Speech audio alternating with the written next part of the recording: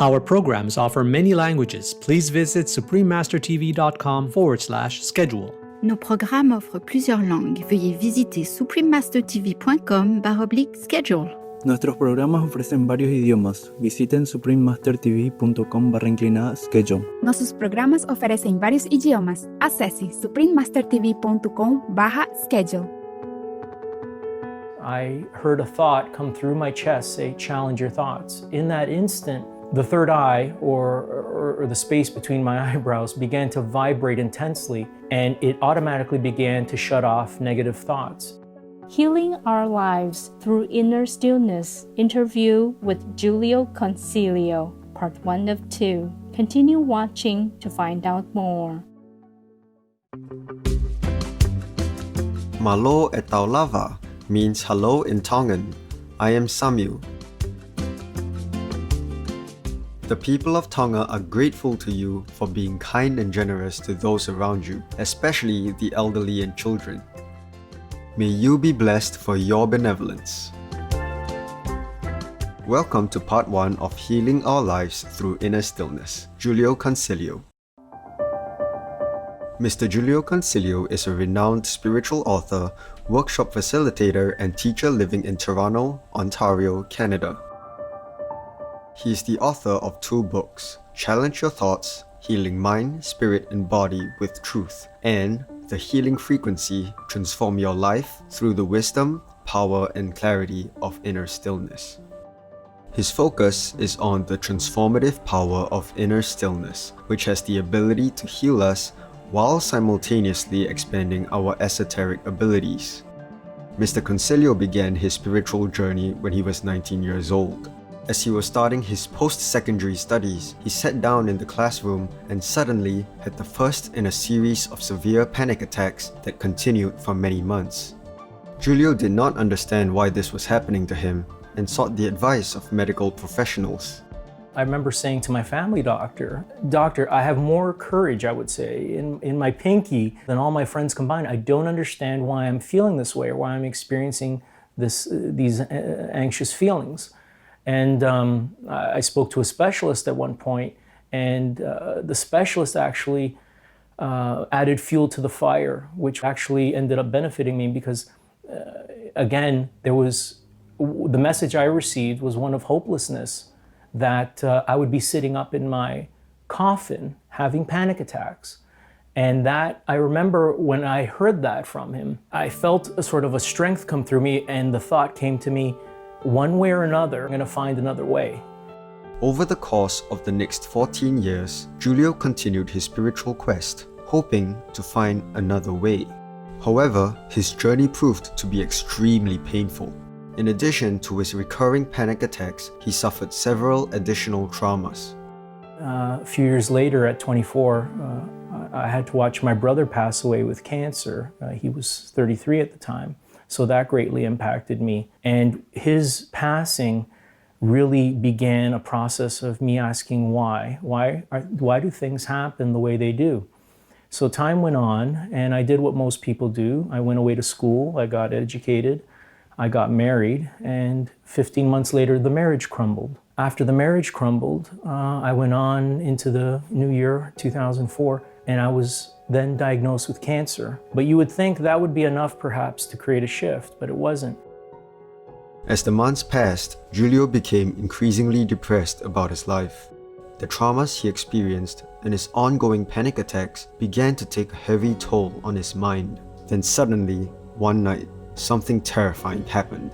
I had already gone through, those other events in my life, and emotionally, I can feel every day was getting heavier and heavier with emotion. So one night, I went to bed, and at around 3 a.m., I was suddenly awakened by a feeling of a negative entity, and the only word I can describe it as it was hovering over me, I couldn't see it, was evil. And as I looked down at my covers, the covers were suddenly being pulled off me. So I was more shocked than anything. I sat up, I went downstairs, I said a prayer, and I fell asleep. The next morning, I went back to my bedroom, and as I approached the bedroom, I can still sense it around the threshold, the entrance of my bedroom, and I blew past it and basically said, get out of here. And I had to jump into the shower to get ready for work. And that is what was the lowest point, I would say, in my life. And at that point now, I was ready for another way, and I cried out for another way. When I was in that lowest low in my life, when you're operating through a lot of pain, inner pain, fear, worry, like attracts like, so you can attract certain energies, but there is always a gift in everything. One can look at that experience with that night terror and say, oh, that was absolutely horrible, but it was absolutely necessary for me to make a shift in consciousness. So what I created within me was a burning hot desire for another way. I didn't know there was another way. I didn't know if it existed, but I knew there had to be a shift. There had to be something take place within me to change. We'll take a moment now to thank the Divine for lovingly guiding us through life's traumas and trials, and be back after a brief message.